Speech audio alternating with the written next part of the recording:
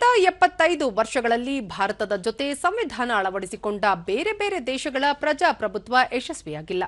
ಆದರೆ ದೇಶದಲ್ಲಿ ಪ್ರಜಾಪ್ರಭುತ್ವ ಗಟ್ಟಿಯಾಗಿ ಬೇರೂರಿದೆ ಎಂದು ಕೇಂದ್ರ ಗೃಹ ಸಚಿವ ಅಮಿತ್ ಶಾ ರಾಜ್ಯಸಭೆಯಲ್ಲಿಂದು ಹೇಳಿದ್ದಾರೆ.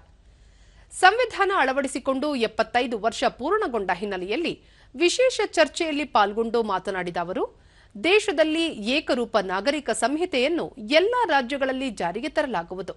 ಸಮಾನತೆಯು ಅವಿಭಾಜ್ಯತೆಯ ಭಾಗವಾಗಿದೆ ಎಂದು ತಿಳಿಸಿದರು.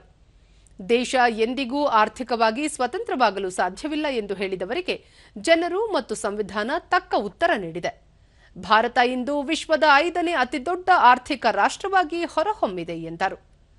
ಸಂಸತ್ತಿನ ಉಭಯ ಸದನಗಳಲ್ಲಿ ಸಂವಿಧಾನ ಕುರಿತು ನಡೆದ ಚರ್ಚೆಯಲ್ಲಿ ಯಾರು ಸಂವಿಧಾನವನ್ನು ಗೌರವಿಸುತ್ತಾರೆ, ಯಾರು ಗೌರವಿಸುವುದಿಲ್ಲ ಎಂಬ ಸಂದೇಶವನ್ನು ಯುವಜನರಿಗೆ ನೀಡಿದೆ.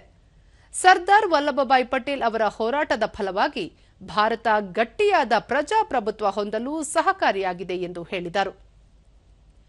ಕಾಂಗ್ರೆಸ್ ಪಕ್ಷ ತನ್ನ 55 ವರ್ಷಗಳ ಆಡಳಿತಾವಧಿಯಲ್ಲಿ 77 ಬಾರಿ ಸಂವಿಧಾನವನ್ನು ಬದಲಾವಣೆ ಮಾಡಿದೆ ಎಂದು ಹೇಳಿದ ಅವರು, ಸಂವಿಧಾನ ರಚನಾ ಸಮಿತಿ ಸಭೆಯಲ್ಲಿ 22 ವಿವಿಧ ಧರ್ಮ, ಜಾತಿಯ 299 ಮಂದಿ ಸದಸ್ಯರಿದ್ದರು.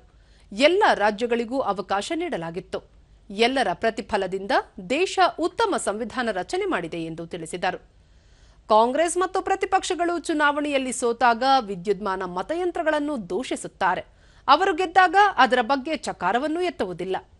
ವಿದ್ಯುನ್ಮಾನ ಮತಯಂತ್ರಗಳ ಬಗ್ಗೆ ಹಲವು ಬಾರಿ ಸುಪ್ರೀಂ ಕೋರ್ಟ್ಗೆ ಮೊರೆ ಹೋಗಿ ಅಲ್ಲಿಂದಲೂ ತಿರಸ್ಕೃತಗೊಂಡಿದ್ದಾರೆ ಎಂದರು. 370 हटाने के लिए लोहे का जिगर चाहिए. और जब देश के प्रधानमंत्री नरेंद्र मोदी जी 2019 में फिर से प्रधानमंत्री बने, एक ही झटके से इसी सदन में 370 और 35 को समाप्त. इसी सदन में कहते थे खून की नदियां बह जाएगी.